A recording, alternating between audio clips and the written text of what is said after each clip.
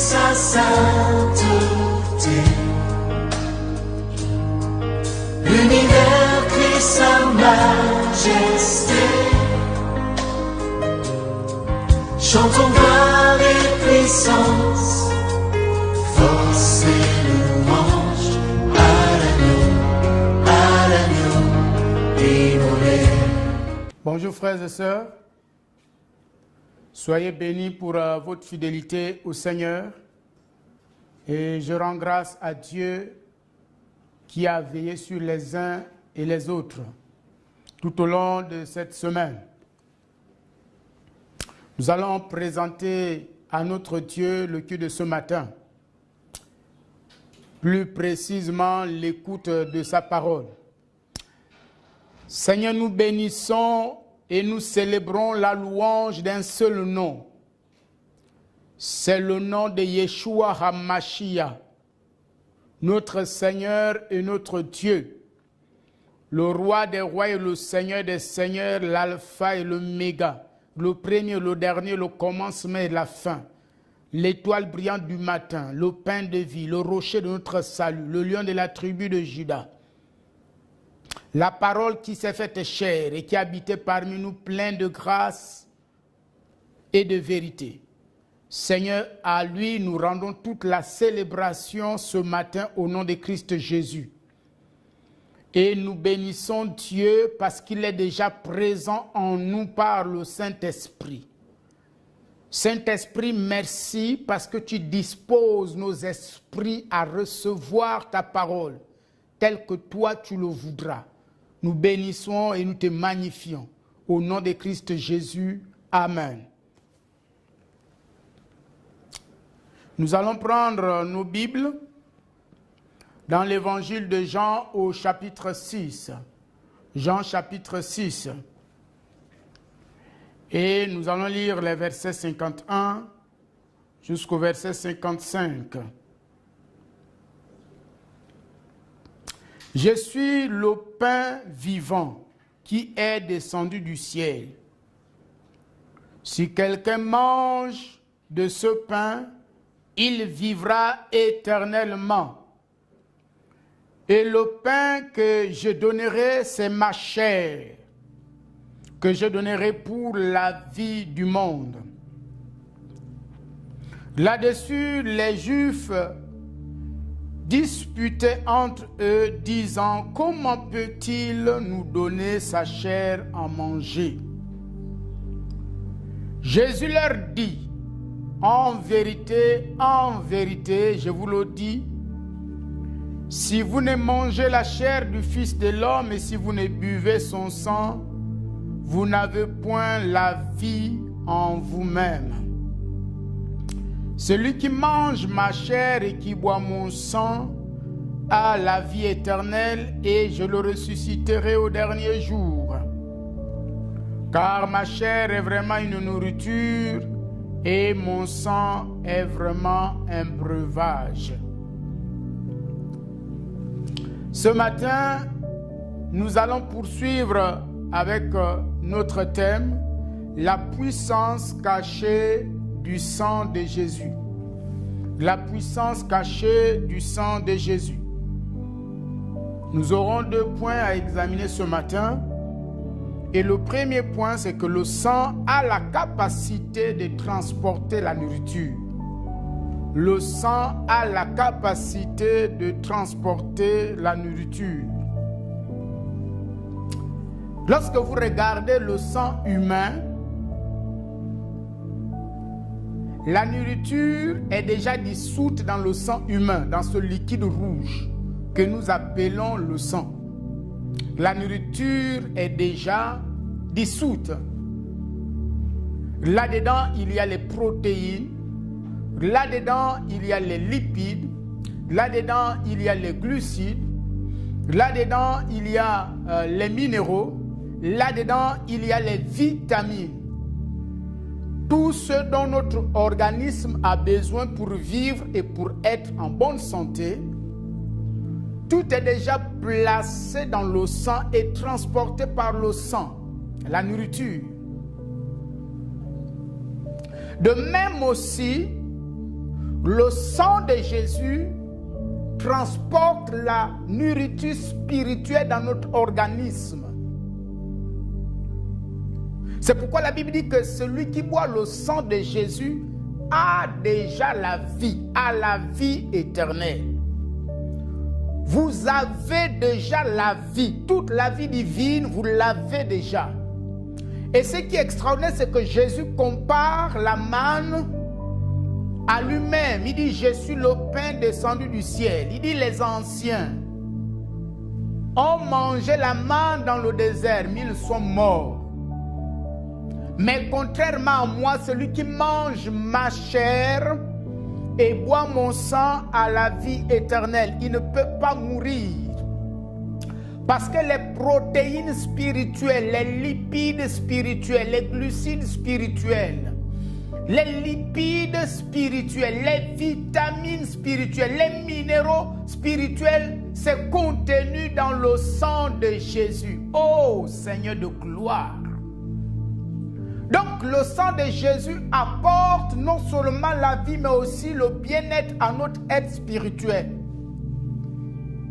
Quand tu médites la parole de Dieu, parce que Jésus a dit que l'homme ne mangera pas de pain seulement, mais de toute parole qui sort de la bouche de l'Éternel. Cela veut dire que selon Jésus, la parole de Dieu est la nourriture de l'homme intérieur, de notre esprit. Et donc cette parole de Dieu, quand tu la consommes dans la méditation, quand tu consommes la parole de Dieu, c'est le sang de Jésus qui va transporter la nourriture que tu as consommée, la nourriture spirituelle, les lipides, les glucides, les vitamines, les sels minéraux. Oui, il y a des aliments qui donnent de l'énergie. Donc cette énergie spirituelle que tu puises par la méditation, c'est transporté dans ton organisme spirituel. Pas seulement ton organisme spirituel, même ton organisme naturel par le sang puissant de Jésus. J'ai souvent constaté que après des temps de méditation profonde, je me sens bien dans mon être, pas seulement dans mon esprit, mais même dans mon corps physique. Et j'ai souvent le sentiment d'être rassasié. Donc, je n'ai plus faim, je n'ai plus soif. Pourquoi? Parce que je viens de manger le corps de Jésus et je viens de boire le sang de Jésus à travers la méditation de la parole de Dieu. Oh, merci Seigneur. Merci Seigneur. Voyez, c'est ça le mystère de la Sainte Seine. Je nous parlais la dernière fois du mystère de la Sainte Seine. Et je disais que c'est une bénédiction que l'Église aujourd'hui n'exploite pas. Mais vous savez, ce mystère extrêmement profond, nous avons réduit la Sainte Seine, le pain et le vin de Jésus, un simple repas que nous partageons. Peut-être tous les matins tu le fais, tu le célèbres dans ta chambre. Peut-être tous les dimanches tu le célèbres, vous le célébrez au culte avec vos pasteurs. C'est une bonne chose. Mais il y a une révélation plus profonde de la Sainte Seine. C'est qu'à chaque fois que tu prêches l'évangile, tu es en train de célébrer la Sainte Seine.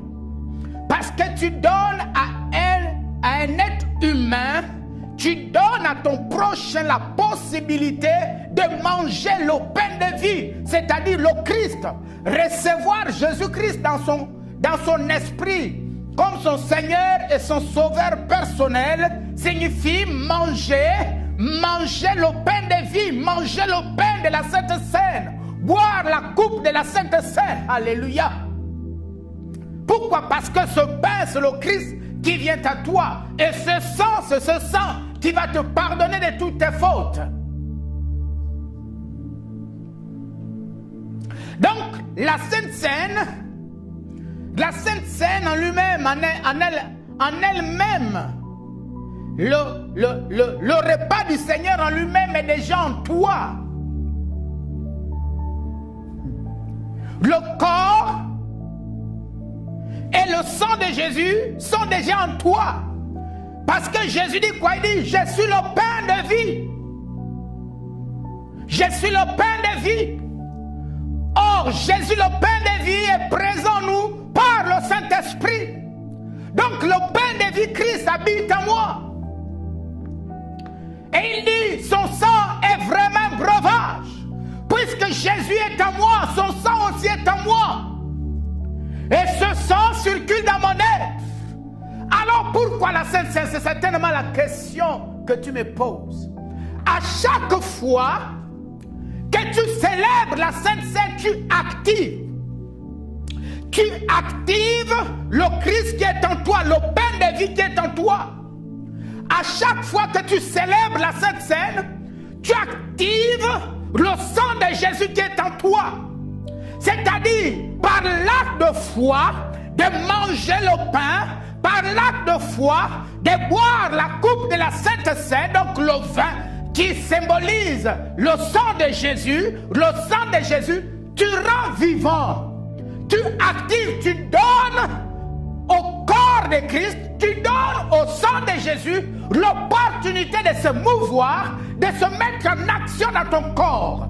C'est pourquoi, s'il y a une maladie au moment de la Sainte Seine, tu vas constater que la guérison va venir. Un jour, à l'église, une maman était tombée malade. Et lorsqu'elle est tombée malade, donc je crois qu'elle avait un problème de tension, elle a perdu un peu l'usage de ses membres. Pour marcher, il lui fallait un bâton. Donc il fallait qu'elle s'appuie sur un bâton pour marcher, pour se rendre au culte. Et ce dimanche-là, elle est donc venue au culte s'appuyant sur son bâton. Et quand elle est venue au culte, c'était le dimanche de la Sainte Seine. Et pendant que nous célébrions la Sainte Seine, je leur ai dit, parle à la coupe et au pain. Et si tu es malade, proclame ta guérison maintenant. Que la guérison se manifeste. Effectivement, cette maman, lorsqu'elle a pris le pain, la coupe, la Sainte Seine, elle a proclamé la restauration de ses jambes. Elle a dit au nom de Jésus, je ne vais plus ressortir. Je ne vais plus ressortir de cette salle, m'appuyant sur un bois. Mais je vais sortir marchant sur mes deux jambes. Elle a proclamé cela en parlant à la coupe qui symbolisait le corps de Christ. Elle a parlé au corps de Christ. Elle a parlé au sang de Christ. Pendant qu'elle parlait au pain et pendant qu'elle parlait au sang de Jésus, lorsqu'elle a consommé ces aliments, oh Dieu, la maman s'est rendue compte que finalement, elle pouvait marcher, elle s'est mise debout, sans s'appuyer sur le bâton qu'elle avait. Elle a commencé à faire des mouvements dans la salle. Et après les salutations d'usage, elle est sortie sans s'appuyer sur le bâton. Et le lendemain, la maman m'a appelé pour rendre témoignage. Donc voyez-vous, qu'est-ce qui s'est passé? Ce qui s'est passé, c'est que sa foi a activé le pain qui était déjà en elle, Christ, le pain de vie qui habite en elle. Sa foi, par la coupe de la Sainte Seine, a activé la puissance du sang de Jésus qui transporte la vie en elle. Et le corps de Christ qui est en elle, le sang de Jésus qui est en elle, se sont mis en mouvement. Et on lui a procuré la santé divine. Et je déclare au nom de Jésus que le pain de vie qui est en toi, que le sang de Jésus qui est en toi, par la présence de Christ, oh, je déclare au nom de Jésus que la puissance de la foi active maintenant l'œuvre, libère l'œuvre du pain de vie dans ton corps, libère l'œuvre du sang de Jésus dans ton corps au nom de Jésus. Et là où tu étais malade, ton corps et ta chair sont restaurés au nom de Jésus. Parce que le pain de vie et le sang de Jésus transportent la nourriture spirituelle, l'énergie spirituelle là où tu étais souffrant. Oh Dieu! Oui, je te vois fort. Je te vois plein d'énergie. Parce que le sang de Jésus te communique l'énergie, te communique la force. Pourquoi? Parce que ce sang transporte maintenant la nourriture qui procure de l'énergie, qui procure de la force. Béni soit ton nom, Seigneur. Béni soit ton nom, Seigneur. Donc, en résumé, par rapport à ce point, sache que le sang de Jésus transporte la nourriture spirituelle. Ça veut dire quoi? Quand nous étions à l'école, on avait étudié les maladies carentielles, c'est-à-dire qui sont causées par une alimentation non équilibrée. Et cette maladie, à l'époque, on l'avait appelée le kwashiorkor. On disait que c'était une maladie causée par une alimentation non équilibrée, c'est-à-dire lorsque il y a peut-être absence de protéines ou absence de glucides, je ne sais pas quoi, dans le corps. Donc quand tu ne médites pas la parole, il n'y a rien dans ton sang. Parce que le sang transporte ce que toi tu manges. C'est pourquoi vous voyez, vous priez, mais vous ne voyez pas les résultats. Pourquoi? Parce qu'il n'y a rien dans ton sang. C'est toi qui manges, c'est toi qui alimentes le sang par les aliments que tu manges. Oh, béni soit ton nom. Tu sais, il y a un aliment plus fort. C'est la parole de Dieu. Donc mange la parole. En mangeant la parole, tu donnes l'occasion au sang de Jésus de transporter de la nourriture. Merci Seigneur. Alors la deuxième chose, c'est que le sang a la capacité de nous nettoyer régulièrement. Le sang a la capacité de nous nettoyer régulièrement. C'est-à-dire le sang nettoie régulièrement notre corps. Et nous allons prendre nos Bibles dans Alléluia. Dans l'épître, la première épître de Jean, au chapitre 1, le verset 7 et le verset 9. Mais j'aimais cette épître. Regardez ce qu'il dit au verset 5, c'est important. Avant de revenir, il dit: la nouvelle que nous avons apprise de lui et que nous vous annonçons, c'est que Dieu est lumière et qu'il n'y a point en lui de ténèbres. Vous savez, nous sommes le résultat de l'enseignement ou des enseignements que nous avons reçus, que nous recevons. Jean dit ici, ce que nous vous enseignons, c'est ce qui nous a été enseigné. Ce que nous croyons à travers l'enseignement que nous avons reçu, c'est que nous vous communiquons. La manière dont vous nous voyez vivre, c'est le résultat de l'enseignement que nous avons reçu. Donc tu ne peux pas dissocier ce que tu vis aujourd'hui dans ta vie là avec l'enseignement que tu as reçu, avec ce que tu crois. Parce que c'est ce que Jean nous dit ici. Il dit: la nouvelle que nous avons apprise de lui et que nous vous annonçons, c'est que Dieu est lumière et qu'il n'y a point en lui de ténèbres. Quel est l'enseignement qu'il a reçu? Il a reçu que Dieu est lumière. Et qu'est-ce que j'en fais? J'ai simplement fait d'une opportunité qu'il peut également transmettre le même enseignement. Parce qu'il a vu Jésus manifester cette lumière. Il a entendu Jésus lui parler de cette lumière. Et que fait Jean en retour? Il fait la même chose. Il parle de la lumière. Donc l'enseignement joue un grand rôle.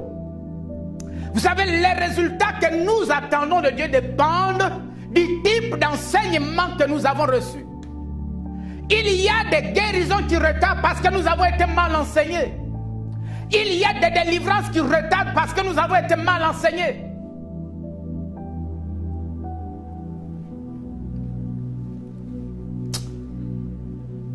Alors, nous allons continuer. Au verset 6, il dit, si nous disons que nous sommes en communion avec lui et que nous marchons dans les ténèbres, nous mentons et nous ne pratiquons pas la vérité. Voilà. Il dit, tu ne peux pas dire que tu es en Christ. C'est ça la communion. Il dit, si nous sommes en communion, il est en train de parler de la position en Christ. Il dit, tu ne peux pas dire que tu es en communion avec Christ et continuer à marcher dans les ténèbres. Qu'est-ce qu'il appelle ici marcher dans les ténèbres? C'est marcher dans les croyances qui t'empêchent de voir la lumière de Dieu, lui, dans ton esprit. Parce que le mot péripateo, c'est un mot extrêmement fort. Ce mot veut dire progresser. Il dit, tu ne peux pas dire que tu es en Christ et continuer à progresser dans les ténèbres.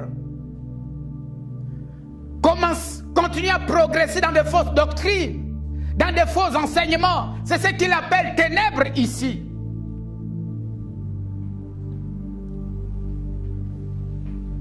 Si nous disons que nous sommes en communion avec lui et que nous marchons dans les ténèbres, nous progressons dans les ténèbres.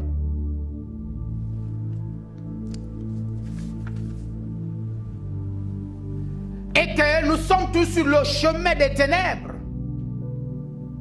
Il y a un problème. Si ce sont les doctrines des démons qui continuent à nous conduire, à nous guider. Parce que pour comprendre ce que j'ai ici, il faut aller dans le contexte. Le contexte ici, c'est qu'il y a une montée du gnosticisme. Et selon le gnosticisme, Jésus n'était pas Dieu. Donc le gnosticisme niait la divinité de Jésus-Christ. Et Jean dit donc que tu ne peux pas dire que tu es en Christ et nier la divinité de Jésus-Christ. Continuer dans les ténèbres de la philosophie grecque. Parce que c'était l'influence de la philosophie grecque. Quel est l'enseignement qui dirige ta vie? Toi, tu dis tu es en Christ. Quelles sont les croyances qui guident ta foi? Est-ce que c'est la parole de Dieu ou c'est ce que tu as appris dans ta famille? Est-ce que c'est ce que tu as observé? C'est ce que tu as entendu des autres? Ou c'est ce que tu as appris à l'école? Maintenant, au verset 7 qui nous intéresse, il dit, mais si nous marchons dans la lumière, comme il est lui-même dans la lumière, il dit, si nous marchons dans la lumière, comme lui-même est dans la lumière. C'est quoi marcher dans la lumière? Je vous ai dit que péripateo veut dire être en chemin, progresser, faire bon usage. Marcher dans la lumière, c'est progresser dans l'enseignement de Christ. C'est faire un bon usage de l'enseignement de Christ. C'est ça, marcher dans la lumière. C'est régler sa vie par rapport à la parole de Dieu. C'est ça, marcher dans la lumière. C'est se conduire, c'est-à-dire accepter la révélation de Christ. C'est ça, marcher dans la lumière. La lumière ici, c'est l'enseignement, c'est la première chose que Dieu a créée. La lumière. Et le mot enseigner veut dire briller, éclairer. Donc l'enseignement, c'est la lumière. Et la lumière dont il est question ici, c'est l'enseignement. Mais que dit l'enseignement concernant Christ?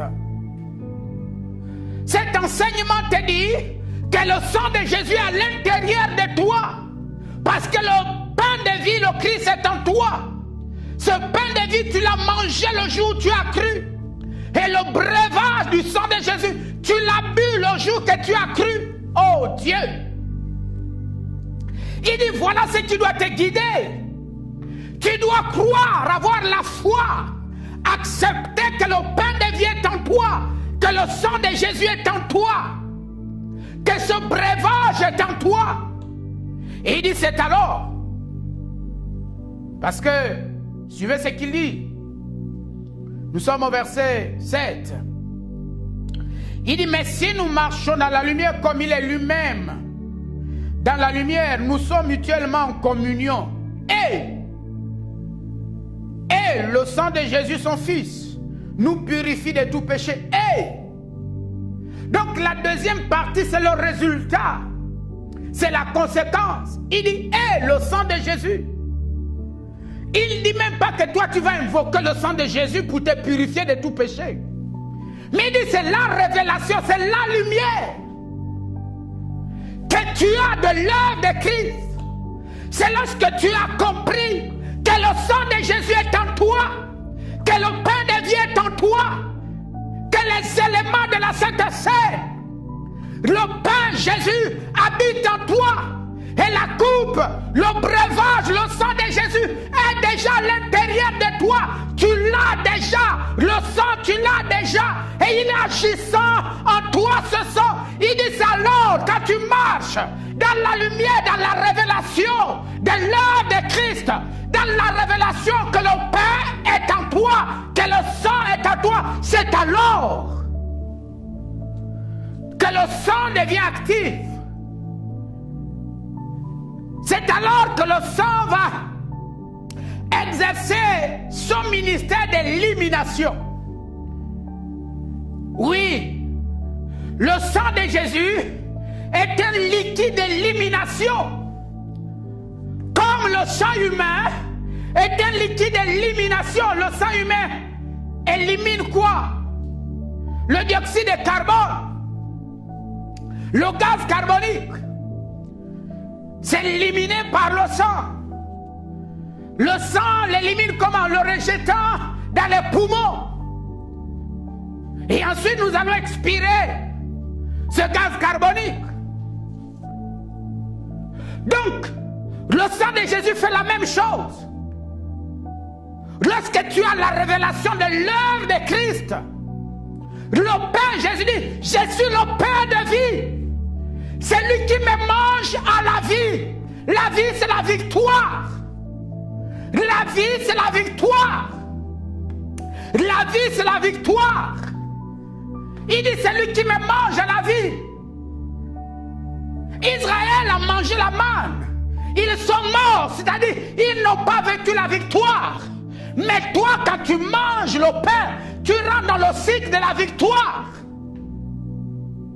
Parce qu'il est le pain de la victoire. Oh Dieu, éclaire-nous Saint-Esprit. Il dit c'est alors, et le sang de Jésus. Suivez. Nous sommes presque à la fin. Il dit, et le sang de Jésus, son Fils, nous purifie de tout péché. Il n'a pas dit tu invoqueras le sang de Jésus. Il n'a même pas dit que tu appelleras le sang de Jésus. Il dit, mais quand tu marches dans la révélation, dans la lumière de ce que tu es en Christ, et qu'est-ce que Christ te dit? Il dit que le pain est en toi, le vin, le breuvage du sang de Jésus est en toi. Il dit, quand tu marches dans cette révélation, il dit, le sang de Jésus, son Fils, nous purifie de tout péché. Et le sang de Jésus, son Fils, nous purifie de tout péché. C'est-à-dire, même lui, Jean, il ne s'exclut pas. Donc tu peux vivre cette expérience. Parce que le sang de Jésus est un liquide d'élimination. Il élimine quoi? Les péchés, les souillures. Quelle est la souillure qui est dans ton corps? Quelle est la souillure qui est dans ton âme? Quel est le péché qui est resté longtemps, dont tu es resté longtemps esclave? Et tu dis, Seigneur, pourquoi je ne me délivre pas de ce péché? Pourquoi je suis encore esclave? Il te dit, non, tu es déjà délivré. Tu n'es plus un esclave, tu es déjà délivré, tu es déjà pardonné. Mais ce dont tu as besoin, c'est de marcher dans la lumière de la révélation. Et le sang de Jésus va éliminer cette souillure. qu'elle soit personnelle ou familiale et autre. Il dit dès que tu as la révélation, le sang élimine. Alors un jour, j'ai médité la parole et je suis tombé sur ce passage où Jésus marchait avec les disciples d'Emmaüs. Et pendant que Jésus marchait avec les disciples d'Emmaüs, il leur a posé la question de savoir de quoi parlait-il. Et l'un d'eux de répondre à Jésus, mais attends, toi tu n'habites pas à Jérusalem, hein? Donc tu n'es pas au courant des dernières informations. C'est Jésus le grand prophète. Vous voyez, il n'avait même pas la révélation de Jésus. Il réduisait Jésus à un simple prophète. Et c'est ça.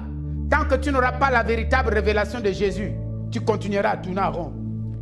Il dit non, c'est Jésus, c'est le grand prophète. Il faisait du bien aux gens. On l'a tué.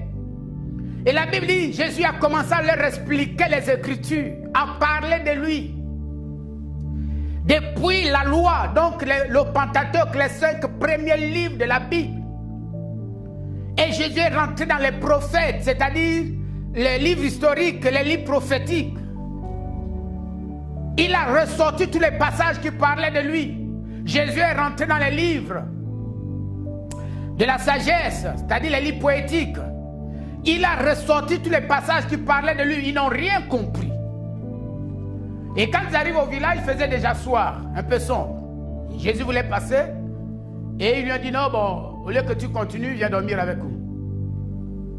Et la Bible dit qu'au moment du repas, Jésus va rompre le pain. Oh Saint-Esprit. Jésus va rompre le pain de la Sainte Seine. Vous voyez? Et la Bible dit que dès qu'il a rompu le pain de la Sainte Seine, ces hommes qui étaient au départ voilés, ces hommes qui étaient au départ incrédules, leurs yeux se sont ouverts. La puissance de la Sainte Seine. La Sainte Seine, la révélation du corps de Christ, le pain, Jésus, et la révélation du breuvage, le sang de Jésus, te conduisent à la lumière. C'est à ce moment que leurs esprits se sont ouverts. Oh, ils l'ont reconnu. Ils ont reconnu Jésus. Et Jésus a disparu sur place. Et dès qu'ils ont reconnu Jésus, donc qu'ils aient reçu la révélation, la parole que Jésus leur a prêchée, qui n'était pas vivante au moment où il la recevait, elle a pris vie. Il dit, oh, nous comprenons pourquoi ça chauffait, ça brûlait en nous pendant qu'il prêchait. Et ce passage m'a bouleversé. J'ai commencé à me demander pourquoi ce moment où Jésus a rompu la Sainte Seine, que finalement les gens là ont reconnu Jésus. Et je me suis donc mis à étudier la parole. Ça fait quelques années, à l'époque j'étais pasteur Rondoko. J'ai commencé à étudier la parole de Dieu sur la Sainte Seine, le repas du Seigneur. Je suis allé même, j'ai mené une petite enquête. Je demandais aux chrétiens de l'église si, en dehors de l'enseignement qu'ils ont reçu lors du baptême, ils avaient reçu un autre enseignement sur la Sainte Seine. Et il y a une sœur qui m'a dit, pasteur, ça fait 18 ans que je suis chrétienne. Je n'ai jamais reçu. Et presque tous m'ont répondu de la même manière. Et là, j'ai compris que l'ennemi empêchait les chrétiens de saisir cette révélation parce qu'il y a des bénédictions extraordinaires là-dedans. Donc, j'ai préparé un enseignement ce dimanche-là, cette semaine-là, sur la Sainte Seine. Et j'ai prêché. J'ai prêché à toute l'église, comme d'habitude, sur la Sainte Seine. Et quand j'ai prêché sur la Sainte Seine, je vais entendre une voix qui me dit, donne la Sainte Seine à tout le monde. Je ne dis pas qu'allez-y faire ça dans vos églises, mais c'est juste une expérience que j'ai vécue. Ce n'est pas une doctrine. Alors j'avais une guerre au-dedans de moi. Mais Seigneur, comment je vais donner la Sainte Seine à tout le monde? Dieu me dit non, ne pas donner à quelqu'un, c'est l'exclure. Il ne faut pas l'exclure du repas. Tout le monde doit prendre la Sainte Seine. J'ai dit, mais Seigneur, ça c'était le combat qui était au-dedans de moi. J'ai dit, mais Seigneur, si mes responsables sont au courant que j'ai organisé la Sainte Seine, j'ai donné à tous les chrétiens de l'église. Ça va arriver au synode et certainement on va mettre sous discipline. Parce qu'on va dire, ah, là, ma coupe est en train d'enseigner des hérésies. Mais le Saint-Esprit a insisté. Il a insisté, dit, donne la Sainte Seine à tous ceux qui sont venus dimanche au culte. Effectivement, le dimanche, là, j'ai enseigné, j'ai pris le risque. Donc, j'ai dit, bon, nous, tout le monde va prendre la Sainte Seine maintenant, sauf ceux qui ne sont pas convaincus. Si vous n'êtes pas convaincus, abstenez-vous. Mais ceux qui sont convaincus, nous allons prendre, nous tous, nous allons prendre la Sainte Seine. On a partagé, après l'enseignement, on a partagé la coupe à tout le monde. Et chacun a prié, j'ai prié mes frères. Après avoir béni le pain, donc le corps de Jésus, et béni la coupe, c'est-à-dire le sang de Jésus, oh mes frères, quelque chose d'extraordinaire s'est passé dans la salle. Je parle de Ndogo, il y a des chrétiens de Ndogo qui sont encore là-bas pour aller vous renseigner. Quelque chose que je n'ai jamais vécu depuis que je célèbre la Sainte Seine. La présence de Dieu a envahi la salle. L'onction était tellement forte, une onction de délivrance s'est libérée dans la salle. Parce que le corps du Seigneur et le sang du Seigneur ils ont pour but de briser les liens, de briser les chaînes de la servitude, de briser les cachots de prison, de briser les verrous de prison, afin que ta vie soit libre. C'est ça le rôle de la Sainte Seine. C'est ça le rôle du sang de Jésus. C'est ça le rôle du pain de Jésus-Christ. Quelque chose va se produire dans la salle. L'onction est descendue. Les uns étaient baptisés du Saint-Esprit, d'autres étaient délivrés, d'autres parlaient en langue. C'était extraordinaire. Alors il va se passer quelque chose. Il y avait une maman qui était là à l'entrée de la porte, parce qu'elle est dans le ministère de la sécurité. L'onction est tombée sur cette dame. Quand l'onction est tombée sur elle, la coupe est partie d'un côté, le pain de l'autre côté. Donc au moment de manger les éléments, elle n'a pas pu prendre la Sainte Seine avec nous. Nous, on ne le savait pas. Troublée, à la maison, elle dit, Seigneur, mais ce n'est pas normal. Les autres ont mangé, mais moi, je n'ai pas pu manger la Sainte Seine avec les autres. Oui, le sang a pour rôle d'éliminer, le sang de Jésus a pour rôle d'éliminer les déchets, c'est-à-dire le gaz carbonique. Et pour nous, c'est le péché, c'est la souillure. Le sang vient régulièrement éliminer les souillures qui peuvent se retrouver dans notre organisme et nous empêcher d'avoir une bonne santé spirituelle. Et pendant qu'elle priait, le Seigneur va lui dire, si tu avais pris la coupe avec les autres et mangé le pain avec les autres, tu aurais bu et mangé un jugement contre toi-même. Elle dit, Seigneur, pourquoi ça? Et le Seigneur va lui dire, parce que tu n'es pas fidèle à ta dîme. Et là, au moment où tu prenais ces éléments-là, tu avais la révélation du pain et la révélation du vin. Et donc, si tu prenais, tu allais boire un jugement contre toi-même. C'est comme ça que la maman est venue le dimanche. Elle nous a fait ce témoignage. Elle nous a fait ce témoignage. Et le Saint-Esprit, vous voyez, l'a nettoyé de cette sueur. Alors donc, retiens ce matin, frère, deux choses. Que le sang de Jésus transporte, le sang de Jésus qui transporte la nourriture quand tu médites la parole, quand tu t'attaches à la parole, qui transporte cette nourriture spirituelle dans ton être spirituel, dans l'homme intérieur. Et tu deviens fort. Tu as la vigueur spirituelle, tu as la force spirituelle pour marcher et affronter les situations de la vie. Deuxièmement, le sang vient nettoyer. Comme le sang élimine le gaz carbonique, de même aussi le sang de Jésus élimine le péché et les souillures qui peuvent nous empêcher de marcher avec le Seigneur. Maintenant, nous allons prier le Seigneur. Seigneur, nous te bénissons. Alléluia. Roshindaraba roba kabaraba sondoroba rabaraba sondoroba raba kabaraba soma shabaraba se. Roshindaraba roba kabaraba sondoroba yabaraba se karaba roba kabaraba se. Roba raba raba raba raba sakaraba roba kabaraba se. Seigneur, merci parce que le sang de Jésus transporte la vie dans un corps. Le sang de Jésus transporte le bien-être, la vie spirituelle, la nourriture spirituelle. La nourriture spirituelle, Seigneur, dans un organisme ce matin, le sang de Jésus transporte la nourriture dans ton organisme au nom de Jésus. Et je déclare que tu es plein d'énergie. Je déclare que tu es plein de force. Je déclare que tu es plein de capacité. Maintenant, au nom de Jésus, tu peux affronter les épreuves avec victoire. Tu peux affronter les épreuves avec foi et dynamisme au nom puissant de Jésus. Seigneur, merci parce que le sang de Jésus nettoie la vie de quelqu'un. Nettoie, élimine là où il y avait le péché. Ça élimine le péché. Ça élimine la souillure. Et je vois combien de fois, Seigneur, tu lui donnes une nouvelle vie. Alléluia. Rabasharabababa.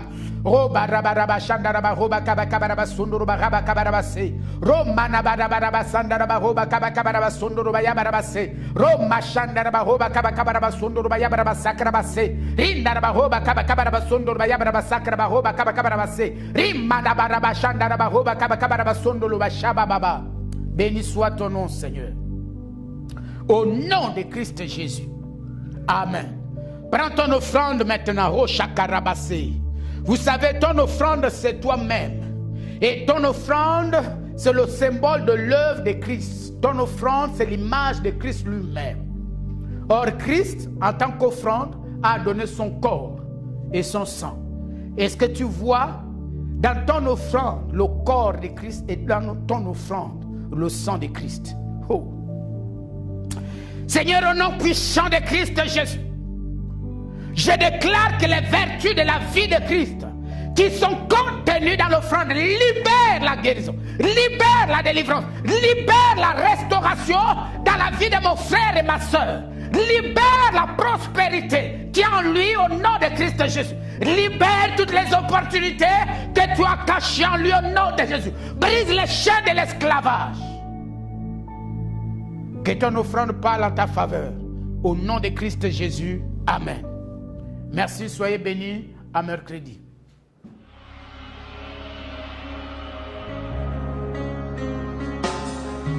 Tous les anges de sa sainteté, l'univers crie sa majesté. Chantons gloire et puissance, force et louange.